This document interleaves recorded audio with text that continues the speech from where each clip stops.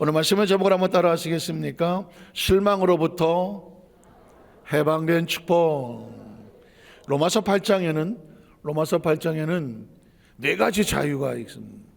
해방이라고 말하고 독립이라고 말하는, 주권이라고 말할 수가 있는데, 첫 번째는 뭐예요? 정죄함. 예수 그리스도한테는 결코 뭐가 없어요? 정죄와 심판이 없어요. 하나님의 심판으로부터, 정죄로부터 해방되는 축복이 있습니다. 그리고 두 번째는 뭐예요? 우리의 삶에 끝없는 실패와 패배가 있는데 패배로부터 해방되는 축복이 있습니다. 육신으로 살면 반드시 네가 죽을 것이나 영으로 살면 살리라. 육신의 생각은 사망이요, 영의 생각은 생명과 평안이다. 육신의 생각이 뭐예요? 내가 생각하는 내 관점으로 내가 선악을 판단하고 살다가 보니까 하나님의 절대 진리를 벗어나서 갈팡질팡 우왕좌왕 자기 마음대로 살게 되는, 이렇게 사는 사람은 반드시 죽으리라. 그걸 내려놓고 하나님의 말씀에 절대 진리를 붙잡고 예수 그리스도 안에 들어오면 우리의 삶엔 생명과 평안이 있다는 것이죠. 늘 여러분 기억하실 때 가장 쉬운 건 탕자의 비유예요. 탕자는 아버지와 아들과 이야기가 아니에요. 우리 이야기예요. 탕자라는 단어는 심판받아 마땅한 단어이지만 누구도 심판하지 아니할 수 있는 것은 하나님 아버지가 사랑으로 안아주었기 때문입니다. 내 아들이야 라고 선언하는 순간 누구도 돌을 던질 수가 없습니다. 그런데 여기서 착각하시면 안 돼요. 야, 난 이미 예수 믿고 구원받았으니까 난 마음대로 살아도 돼. 마치 탕자가 아버지께 내가 돌아왔어, 이제 아버지가 날 용서했어, 이제 내가 또다시 마음대로 살아도 돼. No. 탕자의 비유의 가장 키워드 중에 하나는 뭐냐면 아버지께로 돌아가자. 한번 따라가실까요? 아버지께로 돌아가자. 아버지가 있고 탕자가 있지만 아버지께로 돌아감이 없으면 그걸로 끝나는 거예요. 저와 여러분은 예수 그리스도 안에 있는 상황 가운데 매일 매순간 난 아버지 안에 있어야 돼요. 예수 그리스도 안에 있다는 것은 자신의 위치 선정을 정확하게 하는 겁니다. 절대로 내 마음대로 살면 안 돼요. 지금 이 순간에도 예수 그리스도 안에 항상 자신의 위치를 파악하고 점검하고 위치하게 만들어야 돼요. 그래야 정죄함이 없어요. 문 밖으로 나가는 순간, 차선을 넘는 순간 위기가 다가오는 거예요. 마찬가지입니다. 우리가 육신으로 살면 반드시 망한다고 말했습니다. 내 관점과 내 주관으로 살면, 하나님의 말씀의 진리를 벗어나면 아무도 우리의 삶에 생명과 평안을 보장해 주지를 않아요. 그래서 신앙은 매일 매순간이에요. 한번 따라하실까요? 신앙은 매일 매순간 선택이다. 나 어제까지 최선을 다했어. 근데 오늘 중앙선을 넘고 내가 하고 싶은 대로 말씀으로 벗어나요. 감정이 시키는 대로, 기분이 시키는 대로, 어떤 이론에 따라, 있던 사상에 따라, 주관에 따라, 누군가의 유혹에 따라, 누군가의 말하는 어떤 성향에 따라서 내가 좌충우돌해버리면, 중앙선을 넘으면 반드시 사고 나요. 지난번에 중앙선 넘었는데 별일 없었어요. 혹시 아무 일도 없을지 모르지만 그게 생명을 보장하지는 않아요. 다음에 중앙선을 넘었을 땐 아무도 안전하다고 말하지 않아요. 반드시 기억하십시오. 성경은 한마디로 말하면 절대 진리가 없었던 이 인류에게 절대 진리가 선포되는 것이 하나님의 말씀이에요. 우왕좌왕하던 사람들에게 절대 진리 안에서만 자유가 있어요. 오늘 세 번째 자유와 해방은 뭐냐면 우리가 함께 말씀했던 것처럼 실망. 한번 따라 하실까요? 실망이 뭐예요? 소망을 잃어버린 거예요. 꿈을 잃어버린 거예요. 희망을 잃어버리는 거예요. 절망, 희망이 끊어진 거예요. 소망이 끊어진 거예요. 꿈이 깨져버린 거예요. 우리의 삶 가운데 실망과 절망이 다가올 때 이게 그리스도 예수 안에서 희망으로 다시 바꿀 수 있는 해방과 자유의 축복이 오늘 말씀에 선포됩니다. 우리 첫 번째로 한번 따라하실까요? 모든 만물들도 종노릇에서 해방되기를 고대합니다. 오늘 이제 우리의 시야를 저 우주, 우주 바깥에까지는 안 나가고 우주, 우리가 살고 있는 이 지구를 포함해서 우주를 바라보셔야 돼요. 성경이 뭐라고 말하냐면요, 모든 피조물, 모든 만물들도 이 지긋지긋한 종로를 세서 해방되기를 고대한다, 이런 말씀이 기록이 되어 있어요. 한번 성경을 찾아볼까요? 18절에 보면 생각하건대 현재의 고난은 장차 우리에게 나타날 영광과 뭐할 수 없도다, 비교할 수 없도다. 자, 여기에 키워드는 고난이 아니라 영광이에요. 지금 이 땅의 삶을 살면서 인생의 삶이 나그네와 같아서 고난, 슬픔, 여러 가지 것들이 우리 앞에 있지만 우리는 장차 어디에 들어갈 사람이에요? 영광에 들어갈 존재예요. 영광에 들어갈 존재예요. 자, 하나님의 말씀은 절대 진리라는 걸 기억하셔야 돼요. 누구의 관점이 아니라 굳이 붙이자면 하나님의 관점이기 때문에 하나님의 관점은 뭐일 수밖에 없어요? 절대 진리일 수밖에 없어요. 자, 우리는 앞으로 장차 하나님의 영광에 들어갈 존재예요. 그래서 예수를 믿고 우리의 삶에 잠시의 고난이 있다고 할지라도 다가올 영광에 대해서 비교할 수 없음을 기억하셔야 돼요. 자, 그 다음 절에 보면 그래서 이렇게 말해요. 갑자기 피조물이란 단어가 나와요. 피조물은 뭐냐면 하나님이 만드신 거예요. 저와 여러분을 포함해서 온 우주 만물이에요. 그런데 여기서 인간을 제외하고 다른 만물들을 생각해 보세요. 모든 만물들이 고대하는 게 있어요. 바라고 소망하는 게 있어요. 우리는 우리들끼리 먹고 살기 바빠갖고 사람들만 이 지구상에 있는 줄 알아요. 그럼 여러분 보십시오. 이 지구에는 사람만, 호모사피언스 하는 무슨 인간만 존재하지 않아요. 수 없는 동물이 있고요, 수 없는 식물이 있고요, 그 외에 수많은 것들이 존재를 해요. 그게 다 하나님 만드신 피조물이에요. 그런데 그들이 생각한다는 거 생각해 보셨어요? 모든 만물들이 간절히 바래요. 말은 안 해서 그렇지 간절히 고대하는 게 있는데 누가 나타나길 원해요? 하나님의 아들들이 나타나기를 원해요. 왜 하나님의 아들들이 나타나기를 원할까요? 사람의 아들들은 항상 절대 진리를 잃어버렸기 때문에 에덴 동산 이후에 절대 진리를 잃어버렸고 영원한 생명을 잃어버렸기 때문에 밤낮 없이 네가 옳다, 내가 옳다, 늘 관점을 부딪히고 살아요. 조심스럽지만 오늘 누가 SNS에 올렸는데 조국 2년형 확정하고 막 올렸어요. 그러면 어떤 분 박수 치려고 그래 지금. 이게 딱 올렸어요. 그러면 어떤 분은 보면서 와 박수 치는 사람도 있어요. 왜? 이 사람은 조국을 부정적으로 보는 사람이에요. 어떤 사람은 조국 2년형 합정하자 안 되는데 하시는 분도 있을 수 있어요. 정치니까. 이 사람은 왜 그렇게 할까요? 조국을 긍정으로 보는 사람이에요.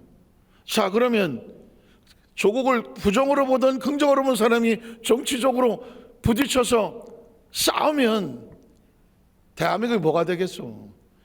우리는 사실은 뭐냐면 대한민국 헌법에 의해서 결정낸 것에 그냥 법에 따라서 법은 사실이에요. 이 땅에 사는 동안에 마지막 보루라고 말하면 법이잖아요. 법에서 결정하는 거니까 법에 따라 결정됐다 이렇게 생각하면 좌파도 없고 우파도 없어요. 와도 없고 우할 일도 별로 없어요. 그런데 위험한 것은 뭐냐면 각자 자기의 관점에 따라서 누군가는 울고 누군가는 웃고 웃는 것이 서로 부딪혀서 감정과 상처와 아픔이 되면 그 단체나 나라는 망할 수밖에 없어요. 그런데 제가 한 가지 예를 들었지만 우주는 지금 다 각자 사람의 아들들은 자기 관점에서 생각해서 옳다 그르다고 선악과를 따먹은 후유증이 있어요. 내가 보기엔 이게 옳지. 예를 들면 내가 보기엔 조국이 옳지. 아니야, 내가 보기엔 조국이 틀렸지. 이게 다 왜 그래요? 선악과를 따먹고 각자의 관점에 따라서 판단을 하기 때문에 그래요. 그러니 이걸 얘기해 보셨겠지만 이게 타협이 있어요. 선악은 자기가 절대 전이라고 믿는 사람은 절대 타협하기 힘들어요. 그러니 어떻게 이 땅에 자기 권점으로 선악과의 후유증으로 사는 동안에 온 인류는 전쟁은 피할 수 없어요. 다툼도 피할 수 없고요. 그러면 누가 피투성이 된지 아세요? 애매한 동물, 애매한 식물, 애매한 자연만 파괴돼요. 러시아하고 우크라이나하고 지금 전쟁 중이에요. 엄청난 미사일들이 날아가고 뭐 주고받고 해요. 신문에 나는 것은 뭐 병사가 몇 명 뭐 죽거나 다쳤다 이런 얘기 나오고 재산이 얼마 파괴됐다 이런 얘기만 나와요. 그 미사일에 맞아 죽은 동물들 이야기 나와요? 안 나옵니다. 그 미사일이 터짐으로 인해서 수많은 나무들이 다 불타오르고, 그리고 뭐 풀들이, 꽃들이 다 생명들이 아깝게 다 날아가는 거, 이런 얘기에 관심이 없어요. 그러니까 그 동식물들이 죽어가면서 뭐라고 한탄하겠어요? 아유, 내가 어쩌다가 이런 시대에 태어나갖고 내가. 그들이 죽으면서, 그들이 땅에서 사라지면서 한탄하지 않겠어요? 제발 이 땅에 하나님의 아들들이 가득해서 자신이 옳다고 하는 선악과의 이 싸움에서 벗어나서 하나님의 절대 진리에 순종하는, 절대 진리로 하나가 되고 서로 사랑하는 하나님의 아들들이 제발 이 지구상에 좀 살게 해 주시옵소서. 그래야 누가 안전해요? 동물이 안전해요. 그래야 식물들이 안전하다고요. 여러분, 해마다 산불이 나면 저 미국 캘리포니아는요 엄청난 산의 나무들이 뭐 수십 년 자랐다가 순식간에 날아가 버리고요. 그 와중에 뭐 수많은 동물들도 그냥 통째로 구이가 돼서 죽어버려요. 왜 그래요? 지나가던 사람이 담배 하나 집어 던지고, 뭐 등산 갔던 사람이 불조각 하나 집어 던졌던 것이 불씨가 터져내 버리는 거예요. 애매한 사람들의 잘못된 화재 불의 관리로 인하여서 엄청난 산림이 날아가고요, 엄청난 동물들이 애매하게 죽어가요. 그들이 죽으면서, 그들이 사라지면서 뭐라고 말했을 것 같아요? 어떤 새끼가 담배 불고 그렇지 않겠어요? 잘 보세요. 이 땅에는 사람만 살지 않아요. 그 동물과 식물의 생명은 누가 지었어요? 확실합니까? 확실합니까? 성경은 지금 우리에게 시야를 넓혀서 모든 피조물이 고대하는 것은 제발 이 땅에 전쟁이 사라지고 정치 네 편 내 편 선악이 어쩌고 따오는 이거에서부터 자유하고 제발 좀 우리 좀 살게 해주세요. 피조물들의 아우성이 하늘을 찌른다는 거예요. 이런 건 생각도 못 해봤어. 그 다음 절에 보면 그래서 이렇게 말해요. 피조물이 허무한데 굴복하는 것은 자기 뜻이 아니요 오직 굴복하게 하신 이로 말미암이라. 온 자연의 법칙이 그래. 하나님 이 땅에 있는 인간들이 만물의 영장이라고. 인간들이 평화하면 자연도 평화하고, 인간들이 치고받고 싸우면 자연들은 이 원인과 이유도 모르고 동물과 식물은 피투성이 되는 거예요. 우리나라가 6.25 때 이 한반도에 삼천일반도 금수강산하던 대한민국이 피투성이로 막 전쟁의 폄하에 쌓였을 때 온 천지 산하가 멀쩡했어요? 온 나무 다 타버렸어요. 거기 숨었던 애매한 동물들은 다 맞아 죽었다니까. 아니 뭐 우리하고 상관이 없다고 해서 우리 기억도 안 하고 생각도 안 하고 거기 그게 나하고 무슨 상관이 있을지 모르지만 성경은 이렇게 말해요. 그 모든 피조물들도 하나님이 만드신 거야. 그들도 부르짖고 고대해 어쩔 수 없이 하나님 법칙에 따라서 굴복할 수밖에 없지만 그들의 가슴은 피투성이에요. 자, 그 다음 절에 보면 그래서 그 바라는 것은 피조물도 제발 좀 선악과의 싸움, 그 관점에 서로 싸워서 이 고통으로 인하여서 이 험악하게 무너지는 세상에서 이 종로로 타는 곳에서 그들이 주권이 없잖아요. 사람이 불질러 버리면 동시에 날아가는 것이고요, 사람이 살려주면 사는 거예요. 이 만물의 주권은 누구한테 있냐면 인간에게 있어요. 이 지구상에는. 그러니 그들은 종이에요. 그래서 제발 이 지긋지긋한 종로를 해서 뭐 했으면 좋겠어요? 해방되고 자유할 수 있어요. 그들이 해방되고 자유하려면요, 하나님의 아들들이 뭘까요? 하나님의 주권과 절대 진리에 붙잡혀서 서로 사랑하면서 생명을 소중히 여기는 그런 시대가 와야 이 피조물들도 해방이 되는 거예요. 그 다음 절에 보면 그래서 하나님의 자녀들이 영광의 자유에, 우리가 하나님의 자녀들이 영광의 자유를 얻으면 모든 피조물들도 자유해요. 해방해요. 안전하고 평안하다고요. 또 그래서 그 다음 절에 보면 이렇게 말해요. 피조물이 다 이제까지 함께 탄식하며 함께 고통을 겪고 있는 것을 우리가 안다. 바울은 그 시대 속에 알았지만 우린 잘 몰랐지만 오늘 이제는 알겠죠. 이제는 알겠죠. 이 땅을 지키고 있는 사람들이, 인간들이 안전하고 평안하고 관리를 잘해줘야 이 땅에 벌레 한 마리라도, 나비 하나, 곤충 하나라도, 식물 하나, 꽃 하나도, 이름 없이 틀 피고 있는 저 들판의 들풀이라도 그들도 소중한 생명들이에요. 저 바닷속에 있는 물고기도 다 소중한 생명이에요. 어쩔 수 없이 잡아먹기는 하지만 어쨌든 인간의 실수로 인하여 그 애매한 생명들이 날아가는 것조차 하나님의 관점에서 볼 때는 가슴 아픈 것, 이것을 우리가 알아야 되고요. 그 다음 절에 보면 그뿐 아니라 또한 우리 곧 성령의 처음 익은 열매를 받은 우리도 속으로 탄식하여 어떻게 양자될 것 곧 우리 몸의 속량을 기다리나니. 혹시 아십니까? 육신의 생각은 육에 빠져 있으면 늘 육신의 정욕과 안목의 정욕의 이상의 자랑 속에서 헤어나지를 못해. 혹시 그런 어떤 탄식이 해보셨어요? 내가 육신을 가지고 사는 동안에 내가 마음속에 유혹, 또 감정의 소용돌이, 탐욕, 욕심, 또 막 미움, 원망, 시기, 질투, 그리고 뭔가 내 속에서 이 육체로 인하여서 내가 감당하지 못할 어떤 본능적인 거, 제발 나 이런 거로부터 좀 벗어나고 싶어.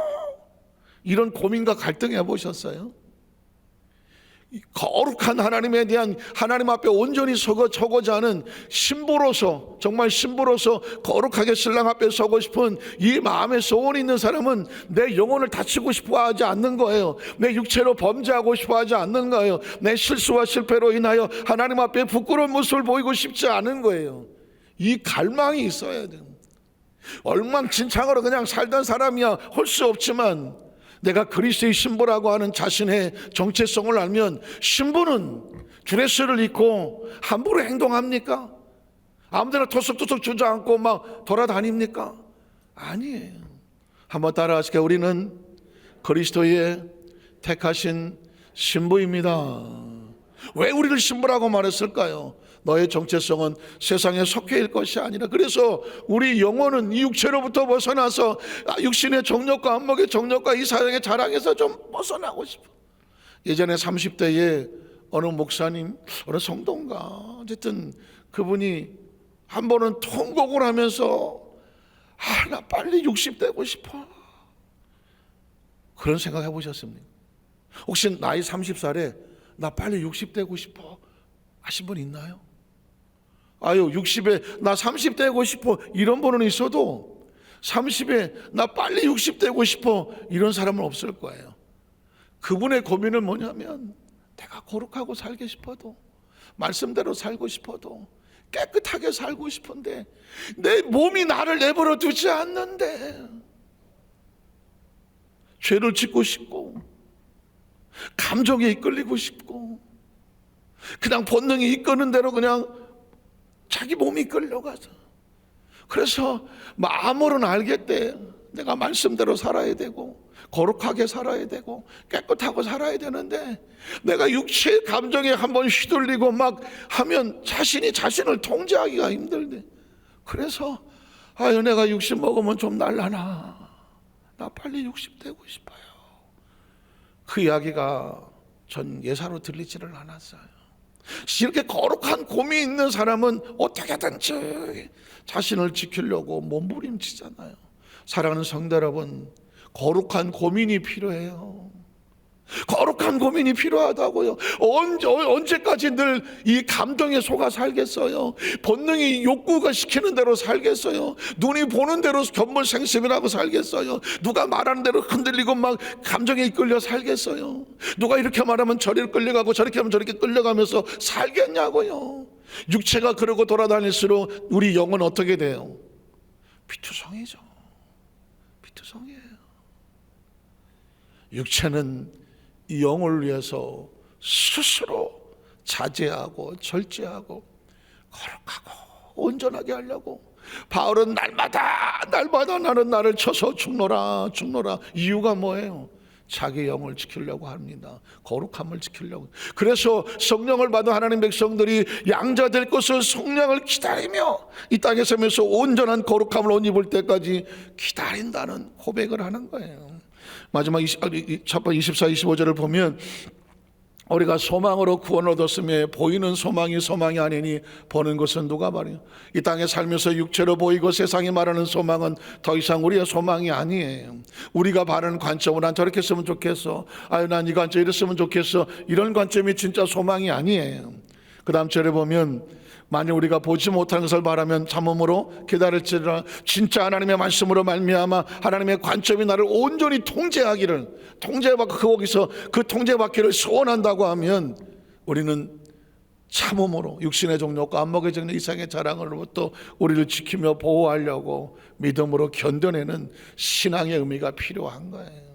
자, 여기서 우리의 자신의 존재를 살펴봤다면 그러면 드디어 두 번째는 뭐냐면 실망으로부터 우리가 어떻게 해방될 수 있을까? 가장 중요한 원리가 뭐냐면 한번 따라하시죠. 합력하여 선을 이룬다.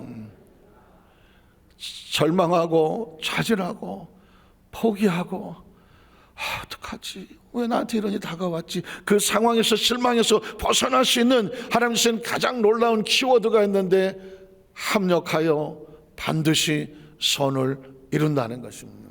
이걸 머릿속에 반드시, 이거는 관점이 아니에요. 목사님이 그렇게 말씀하셨으니까 이건 절대 진리예요. 한번 따라하세요. 절대 진리. 사실은 전 목사지만 또 이제까지 많은 설교를 하고 성경을 읽었지만 요한복음 8장 32절에 진리를 알지니 진리가 너희를 자유케 하리라. 이 속에 담겨져 있는 엄청난 의미를 알기까지 얼마나 오래 걸린지 몰라요. 서울대학교 가면 아마 베리타리 룩숨이라고 진리가 너희를 자유케 하리라 라고 하는 아마 라틴어로 적혀 있을 거예요.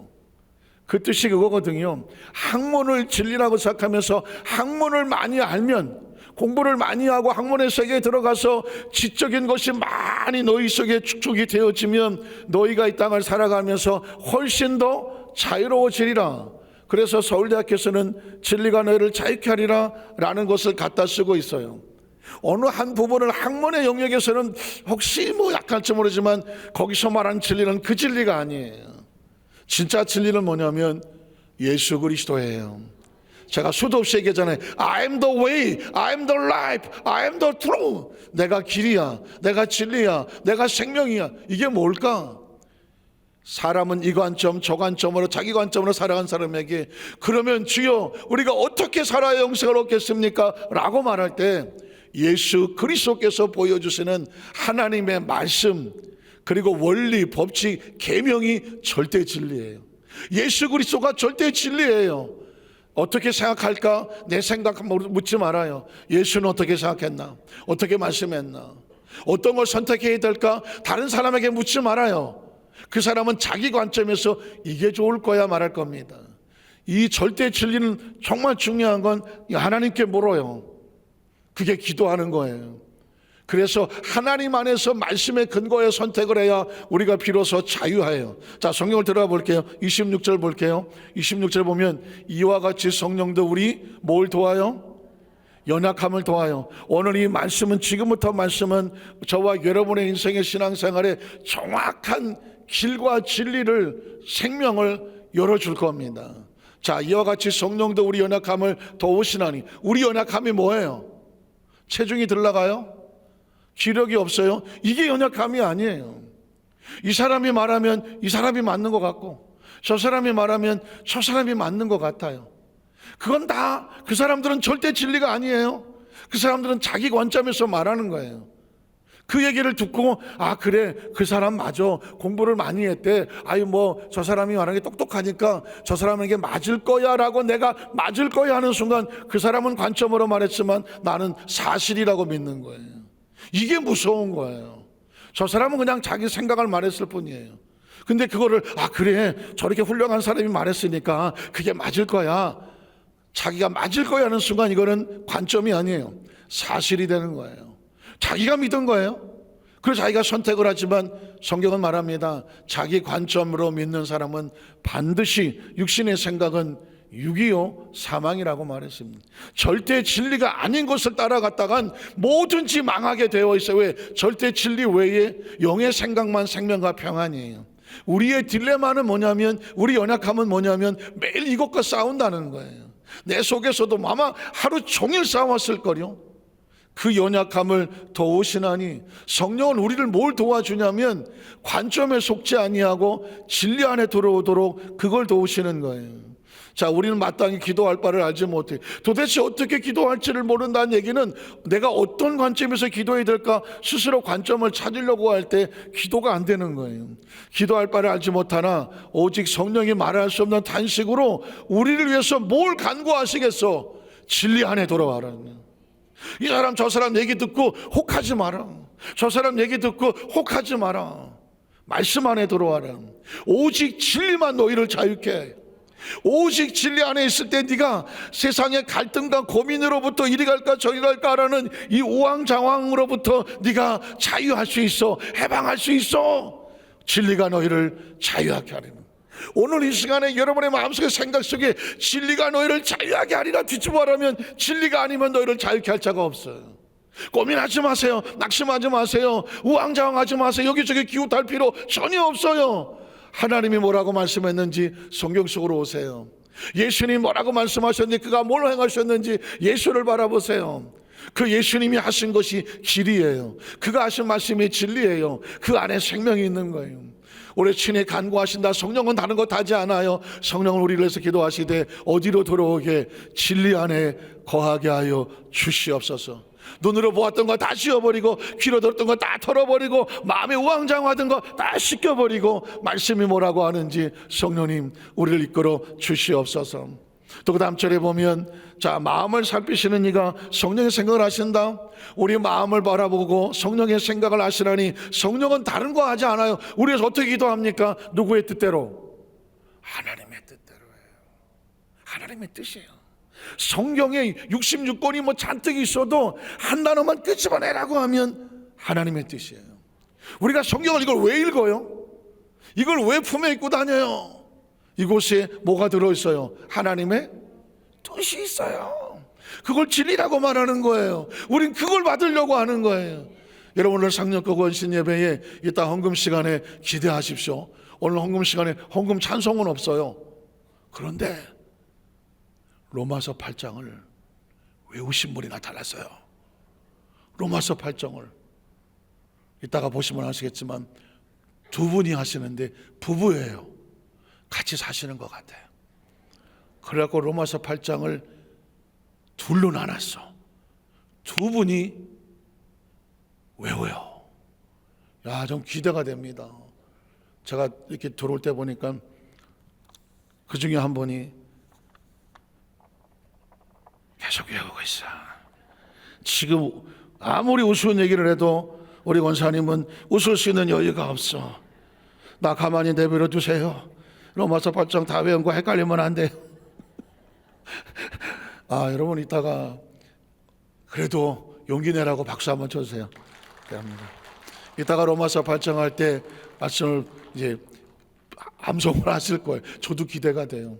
자, 어쨌든 암송하는 이유가 뭐예요? 묵상하는 이유가 뭐예요? 외우는 이유가 뭐예요? 쓰는 이유가 뭐? 다른 거 없어요. 하나님의 뜻. 하나님의 뜻. 하나님의 뜻. 천국은 누가 가느냐면 하나님의 뜻 안에 있는 자가 가는 거잖아요. 그래서 앞으로는 절대로요. 근데 우리는 어떻게 살아가냐면, 나는 누가 뭐라고 하는 관점은 그럴 수 있어. 조국이 형 집회 2년 와 그럴 수 있어. 그럴 수 있어. 왜? 각자 관점이 다르니까.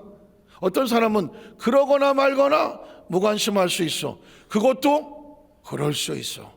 한번 따라하세요. 그럴 수 있어. 그럴 수 있지 뭐. 그러면 나하고 내가 뭐 같이 싸울 일도 없고, 뭐 그 사람 무지하게 뭐 저런 놈이 있어 판단할 이유도 없어요. 절대 진리 외에 나머지는 그럴 수 있어. 짜장면 먹을 수도 있고 짬뽕 먹을 수도 있는 거지.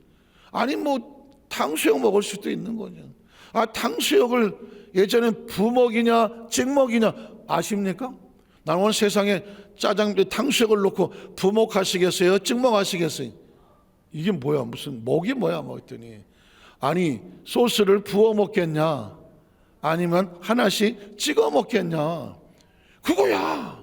그러면 탕수육을 어떤 놈이는 죄송하지만 부어 먹는 사람이 이게 맛있다는 사람도 있고, 뭔 소리야 찍어 먹어야지 하고 찍먹하는 사람도 있어.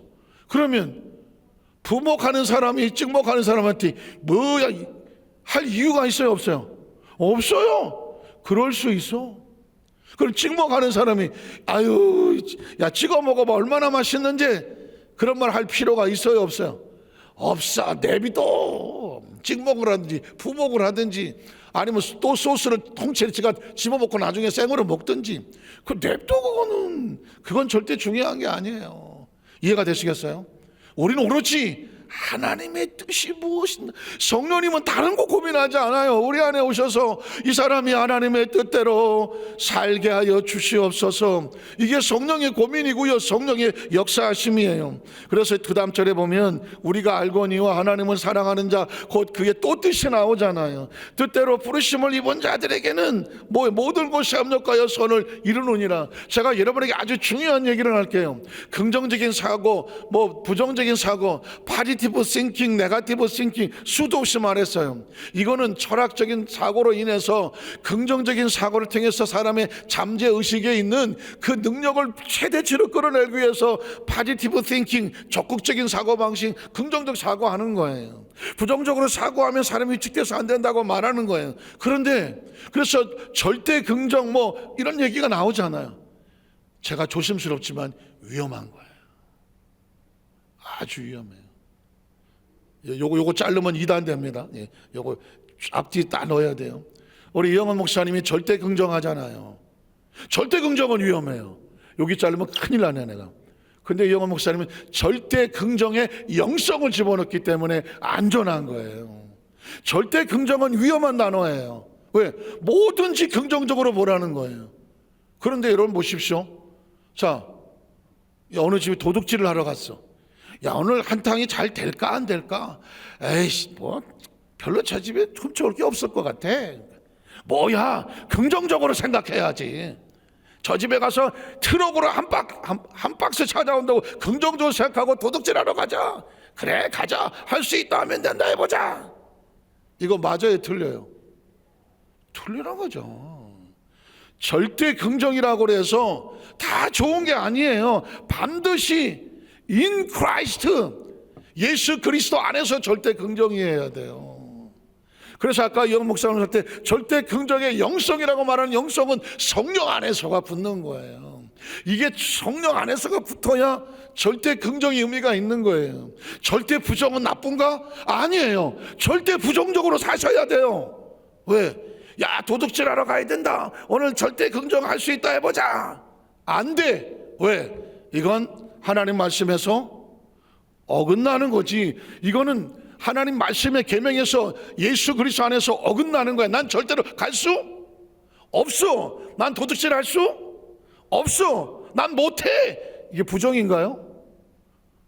부정인가요? 아니에요. 자기를 지키는 일이에요. 자기를 지키는 거예요. 제가 여러분의 사고에 도전을 주는 거예요. 절대 긍정은 없어요. 절대 부정도 없어요. 예수 그리스도 아니라고 하는 사실과 진리가 없으면 무의미한 거예요. 위험한 거예요.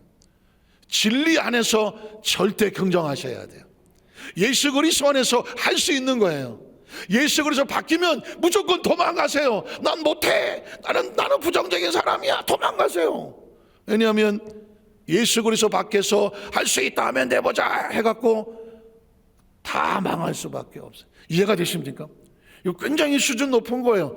어디 박사 학원 가서 끝나고 포스트 박사 또 해야 알 수 있는 거예요. 전 여러분에게 말씀드립니다. 절대 아무 소리에 따라가지 마라. 모든 베이스는 예수 그리스도 안에, 사실 안에서 예수님 안에 있을 때는 무조건 절대 긍정이다. 그래서 예수 그리스도 안에 있을 때 할 수 있다 하면 된다 해보자는 거고요. 모든 것이 합력한 선을 이룬다고요? 이 단어만 가지고 있으면 위험한 거예요. 절대 모든 것을 합력한 선을 이루지 않아요. 선을 이루면 위험한 거예요. 뭐가 없으면 In Jesus Christ, 예수 그리스도 안에서. 그래서 우리가 알거니와 하나님을 사랑하는 자 곧 그 뜻대로 부르심을 입은 자들에게 합력해 선을 이루는 거예요. 그의 뜻 안에 있는 사람만 합력하여 선을 이루죠. 그 뜻 바깥에 있는 사람은 절대 합력하여 선을 이루면 그건 저주예요. 왜? 하나님 말씀 바깥에서 이루어진 것이기 때문에 그건 하나님이 인정하지를 못하는 거예요. 자, 그래서 그 다음 절 29절에 보면 하나님 미리 하신 아들 또한 그 아들의 형상을 본받게 하기 위하여 미리 정하셨으니 이는 그런 많은 형제 중에서 맏아들이 되게 하셨다. 예수께서 이미 우리에게 보여주셨어요. 내 뜻대로 마옵시고. 내 뜻은 뭐예요? 이 고난의 잔이 내 뜻 지나가게 했으면 좋겠다고 말해요. 이거는 진리예요? 아니면 관점이에요? 예수님의 관점이었어요. 아버지, 이 고난의 잔을 내게서 지나가게 하여 주시옵소서. 그게 좋겠습니다. 이건 예수 그리스도의 관점이었어요. 그러나 예수님 우리에게 샘플을 보여줘요. 주여 내 관점대로 마시옵고 아버지의 뜻대로. 아버지 뜻이 뭐예요? 사실이에요. 이게 절대 진리예요. 그래서 십자가를 휘어고 올라가는 거예요. 예수님을 구주로 믿으시면 아멘 하시기 바랍니다. 예수 믿는 성도들은 관점으로 살지 않아요. 사실로 살아요. 절대 진리로 살아요. 십자가를 걸어놓은 이유는 딴 게 아니에요. 저게 절대 진리이기 때문에 십자가를 걸어놓은 거예요. 저건 우상도 아니에요. 십자가 앞에 절한다고 무슨 역사가 나타나지 않아요. 무슨 십자가 앞에 없어서 2000번을 거꾸로 지고 절을 해도 아무것도 안 나타나요.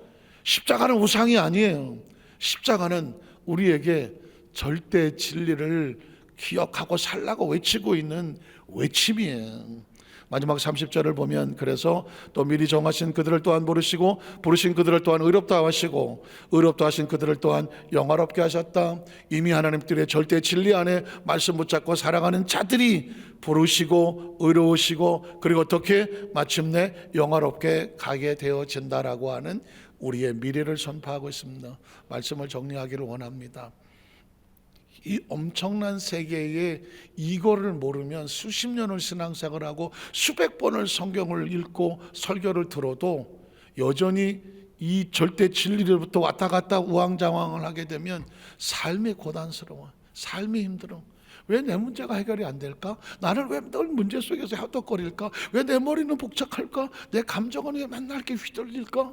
왜 이 사람한테 휘둘리고 저 사람 싫을까? 왜 내 눈에 꼴 보기 싫은 사람 자꾸 눈에 보일까? 다른 사람의 단점이 보이고 왜 나만 편하지 않을까? 내 안에 절대 진리 외에 다른 관점들이 내 안에 내가 너무 많아서 그래요. 이제 내 안에 나와 세상은 다 간 곳이 없고 대속한 예수 그리스도만 보이더라. 나는 진리 안에 거합니다. 진리가 저와 여러분을 자유케 합니다. 기도하겠습니다. 하나님 아버지 감사합니다.